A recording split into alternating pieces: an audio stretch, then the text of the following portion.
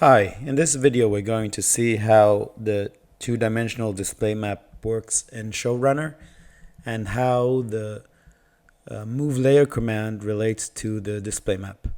So as we mentioned in the previous video, each display group has its own default display map.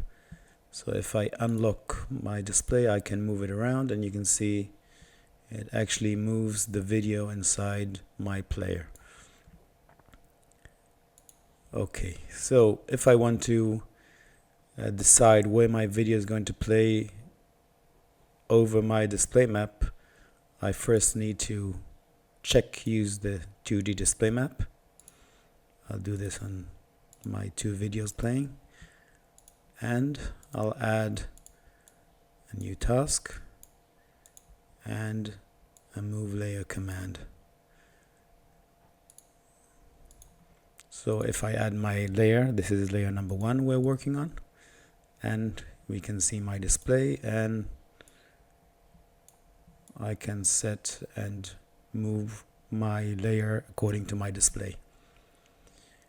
We can also animate the motion. I'll add a 5-second animation, and if I add another move layer command, and I'll also put a timer in between them, I'll give it a 5-second time, and I'll move again the same layer. This move layer command can actually move up to 40 layers at the same time. Each layer can have different animation timing. I'll give this one also a 5-second timer, and to make it a bit more interesting, we'll also rotate it. So if I hit my task, you're gonna see the layer moves from side to side as I assigned it. The nice thing about it, if I switch videos while the video plays, you can see the video moves along the motion. To make it even more seamless, I can leave my files loaded, and then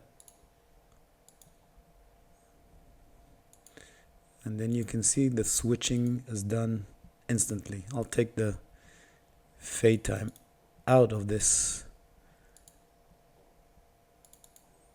playlist, and you can see as soon as I move it, I can switch between the videos and it will move instantly